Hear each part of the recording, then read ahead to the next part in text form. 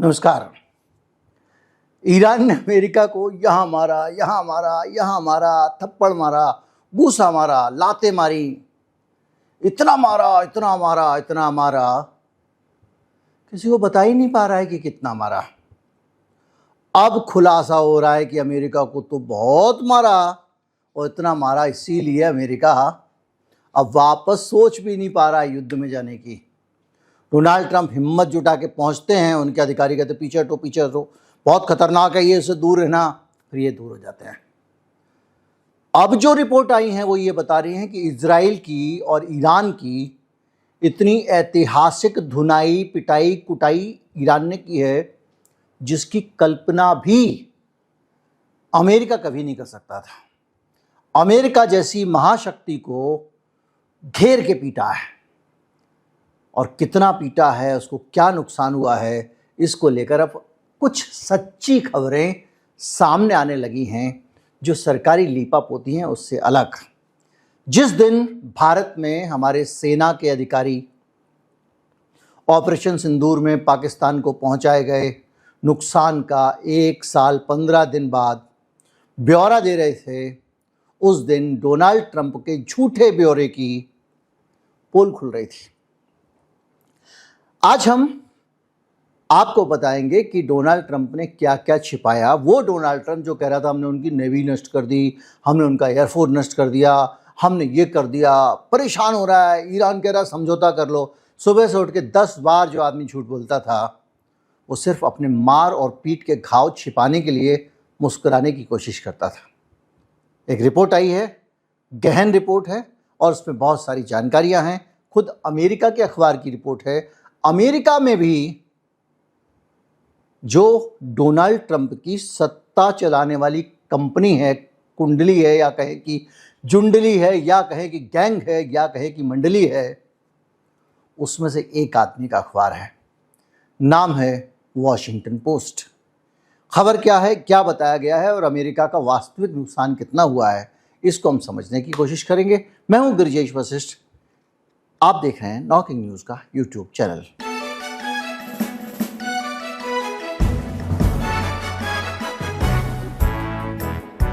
पहले सूखा dry data information पढ़ लेते हैं, फिर इसका एनालिसिस करेंगे। इस रिपोर्ट के मुताबिक कम से कम 228 स्ट्रक्चर और सैन्य उपकरण नष्ट हुए। नष्ट होने का मतलब खत्म, खल्लास। 15 से ज़्यादा अमेरिकी सैन्य ठिकाने बर्बाद हो गए। कई हमले इतने सटीक थे कि कोई ब्लाइंड बमबारी नहीं थी कि बम मारा लगा तो लग गया, बल्कि पहले से टारगेटेड लक्ष्य पे, जगह पे हिट किया गया है। अमेरिकी सरकार ने इस नुकसान को छिपाया है, लेकिन जो ताज़ा रिपोर्ट आई है वॉशिंगटन पोस्ट के हिसाब से, उसमें सैटेलाइट इमेजेज में ये छिप ना सका। एयर डिफेंस सिस्टम कितने बर्बाद हुए इसका जिक्र भी सैटेलाइट से दिखाई दे रहा है। कैसे छिपाया था और क्या क्या झूठ बोला था, इस पर हम आएंगे। पैट्रियट मिसाइल डिफेंस बैटरीज जो हैं वो नुकसान हुआ उनका। थार्ड राडार सिस्टम का हुआ, और आप जानते हैं थार्ड क्या है। थार्ड मतलब यह है कि हाई एल्टीट्यूड एरिया डिफेंस, मतलब लंबी दूरी से कोई बैलिस्टिक मिसाइल आ रही है, चली आ रही है एकदम मुंबई से, उसको वहीं से पकड़ लेगा। इस तरह से चीज़ों को, कुवैत, जॉर्डन, यूएई के ठिकानों को करीब करीब बर्बाद कर दिया। इनके कई राडार वाले जो कम्युनिकेशन सिस्टम है वो नष्ट किए गए। कई रेडोम्स, अब रेडोम्स क्या होता है, कई रेडोम्स नष्ट किए गए। अब रेडोम्स मतलब होता है जो राडार को ढकने वाले कवर होते हैं। इसके अलावा सैटेलाइट कम्युनिकेशन साइट्स, यानी जिन जगहों से सैटेलाइट कम्युनिकेशन करते थे, तो डिश एंटीना लगे होते थे जिसके ज़रिए ये बातचीत दुनिया के संपर्क में रहते थे, उनको भी उड़ा दिया। और कम्युनिकेशन डिशेज, जाहिर बात है जो डिश लगी होती है वो भी उड़ा दी और इनको नष्ट कर दिया। अल उद्दीन एयरवेज कतर और US 5th fleet headquarter Bahrain खास तौर पर बर्बाद कर दिए गए। ये वॉशिंगटन पोस्ट छाप रहा है, जेफ बेजोस का अखबार।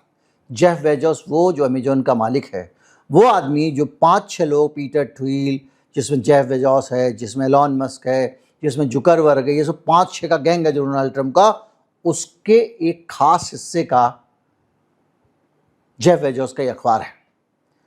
हालत ये है कि एक E-3 सेंट्री कमांड एयरक्राफ्ट गिरा दिया गया, एक रिफ्यूलिंग एयरक्राफ्ट गिरा दिया गया और अभी पिछले दिनों फिर एक गायब हुआ है। प्रिंस सुल्तान एयरवेज सऊदी अरब में इनका नुकसान हुआ और E-3 सेंट्री अमेरिका का एयरबॉर्न कमांड और निगरानी विमान है, ये आप जानते हैं। मैं बताता हूँ आपको, एक ऐसा विमान होता है जो ऐसे आसमान में बहुत ऊपर चला जाता है और उसके ऊपर आपने देखा होगा चपटा सा एकदम उड़न तस्तरी टाइप का कुछ लगा होता है विमान के ऊपर, वो है उसका एंटीना। उस एंटीना से और बहुत सारे दूसरे सेंसर से वहाँ ऊपर से चीज़ों पे नज़र रखता है, कहीं कोई मिसाइल आ रही है तो बताता है, ये सब काम करता था, तो वही उड़ा दिया।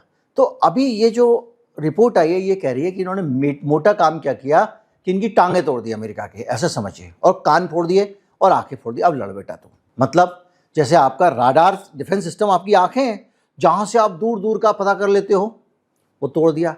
अब जब आपकी आंखों से नहीं दिखेगा तो हाथ क्या चलाओगे, तो आप अपनी मिसाइल रख के बैठे रहे। आपका कम्युनिकेशन मैकेनिज्म ऊपर से नीचे तक, आपका राडार, आपके आंख कान फोड़ दिए और आपके सैनिकों को इतना डरा दिया कि वो बेचारे छिपे हुए फिर रहे थे। हालत ये है कि फ्यूल डिपो जो है, जहाँ जहाँ से ये ईंधन लेते थे, उन जगहों को भी नष्ट कर दिया गया। ये भी डाटा समझ लेते फिर आगे आएंगे। इसमें फ्यूल ब्लैडर स्टोरेज साइट्स, जहाँ पर भर भर के रखा रहता है फ्यूल, क्योंकि इनको मिसाइल विसाइल सब फ्यूल से चलती है। इसके अलावा फ्यूल डिपो, पावर प्लांट जहाँ से बिजली बनती है, और इनके बड़े बड़े वेयर हाउसेस जहाँ पे हथियार रखे हुए थे, उनको भी इसने उड़ा दिया। कुवैत के अली अल सलेम में और कैंप बहरीन में फ्यूल इंफ्रास्ट्रक्चर को पूरी तरह से बर्बाद कर दिया गया। इसके साथ साथ सैनिकों को इतना तगड़ा डराया गया भाई साहब कि वो बेचारे सोच रहे थे कि किसी तरह जान बच जाए। हालत ये है कि उनके बैरक्स पे सीधे टारगेटेड मिसाइल गिराएंगे। सेना के बैरक जिसके अंदर सैनिक रहते हैं, वहाँ पे बर्बादी कर दी। जहाँ वो खाना खाते थे उन जगहों पे मिसाइल गिराई है। जब आप खाना खा रहे हो और मिसाइल गिरे, आप कांप जाओगे भैया, कुछ भी सेफ नहीं है।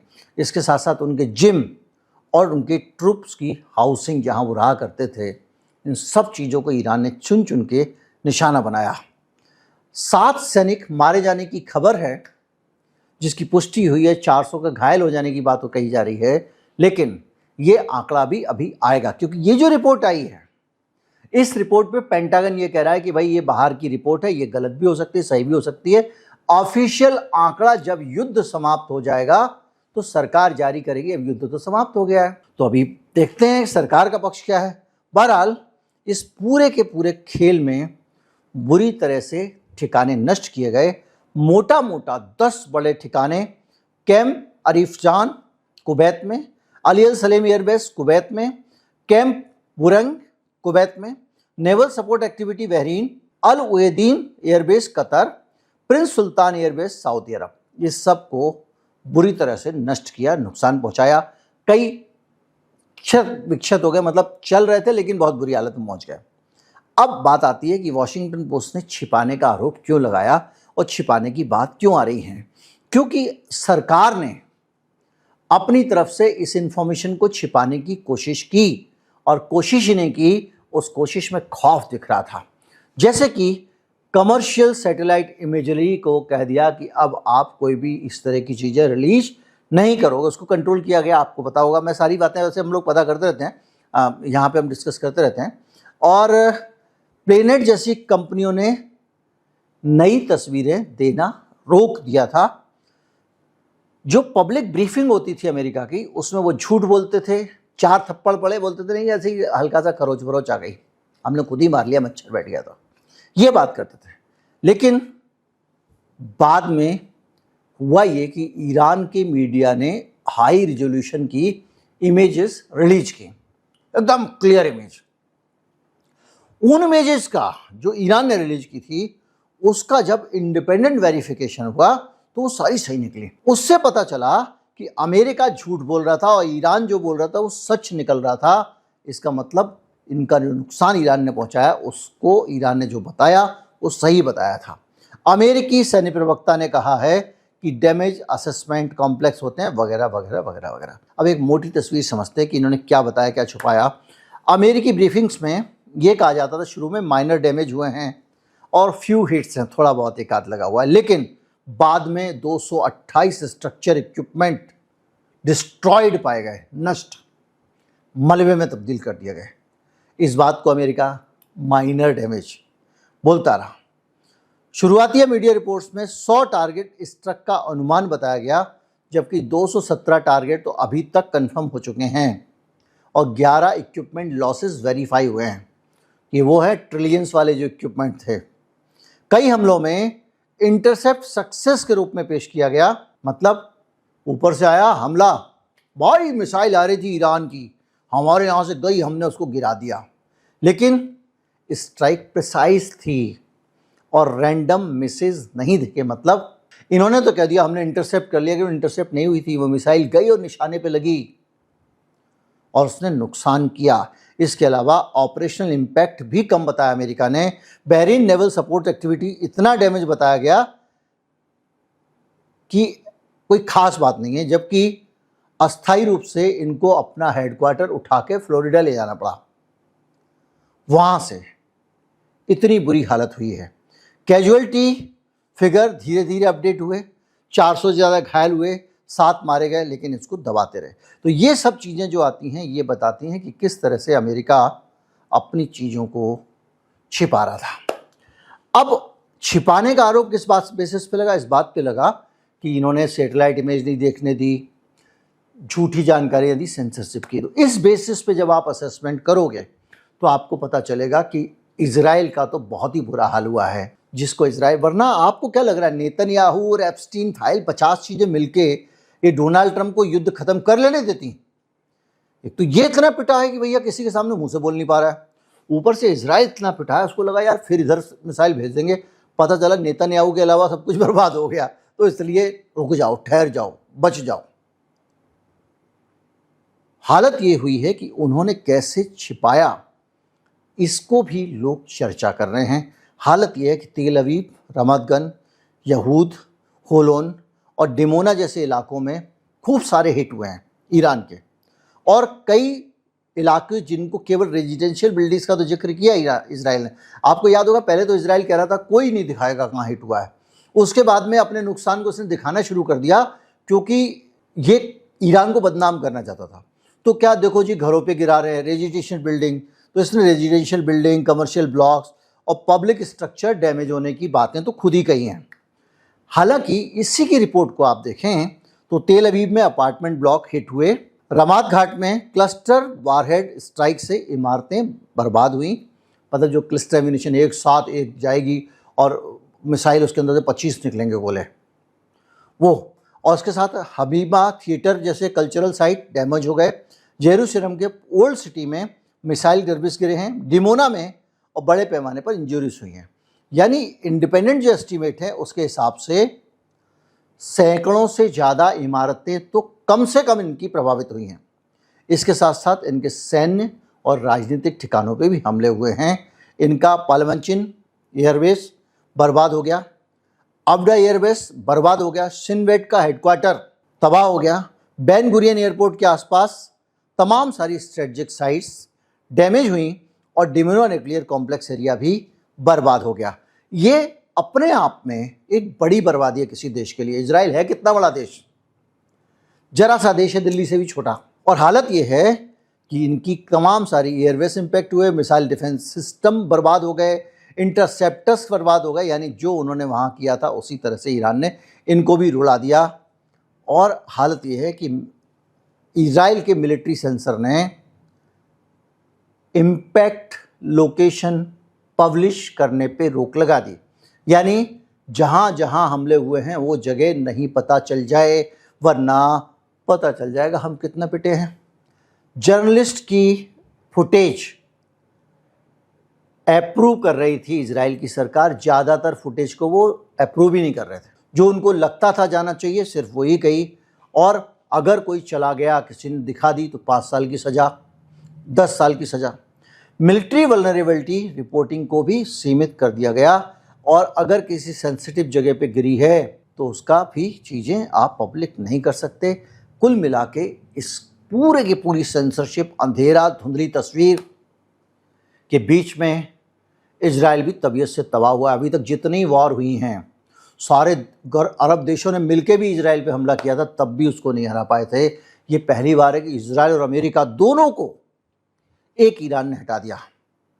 और इसके पीछे जो कारण सामने आए सेंसरशिप के, उसमें censorship, commercial imagery restriction, small geographic area होने से मिलिट्री साइट्स जल्दी जल्दी कंसील हो जाना। मतलब ये है कि छोटा सा इलाका है तो जो मिलिट्री वाले इलाके थे उसमें लोगों को जाना आना से रोक दिया गया। इसके अलावा वेस्टर्न मीडिया के एक्सेस को लिमिटेड किया गया। ईरान में तो घुस के CNN लगातार रिपोर्टिंग कर रहा था, इन्होंने नहीं घुसने दी। और अभी भी यूट्यूबर जा रहे हैं वहाँ पे रिकॉर्डिंग कर रहे हैं लाइव, बहुत सारे लोग जा रहे हैं, चैनल्स वाले जा रहे हैं, आपके हमारे रेड माइक वाले भाई लोग जा रहे हैं, बहुत बढ़िया काम कर रहे हैं लोग। उसके अलावा वो सुमेरा खान गई हुई हैं जो रिपोर्टर हैं, बहुत सारे लोग जा रहे हैं। तो कुल मिला के लेकिन ईरानी है जो आसानी से खुले से अप्लाई कर उनको वेलकम कर रहा है। और जब जा रहे हैं ईरान में तो अंदर से पता चल रहा है कि हमको तो ऐसा लगता था ईरान में ऐसा बड़ा बुर्का रखना पड़ता होगा, कोई दया वहाँ निकलती होगी तो उसको हंटर मारते होंगे, उसको सजा दे देते होंगे, पता नहीं क्या क्या हमको ये वेस्टर्न मीडिया दिखा के रखा हुआ था। लड़कियाँ अपनी छुट्टियाँ काट रही हैं, ये कर रही हैं, वो कर रही हैं। मस्त है भाई साहब सारा। मैं तो कह रहा हूँ कि वहाँ की लड़कियों का जो रहन सहन है और जो आज़ादी है उससे सीखना चाहिए बड़े बड़े इंडिपेंडेंट वेस्टर्न देशों को भी, कितना खुल के वो जीती हैं। उम्मीद करता हूँ वीडियो आपको अच्छा लगा होगा। अच्छा लगा हो तो ज़्यादा से ज़्यादा लोगों तक पहुँचाएं, चैनल को सब्सक्राइब कर लें। नमस्कार, जय हिंद।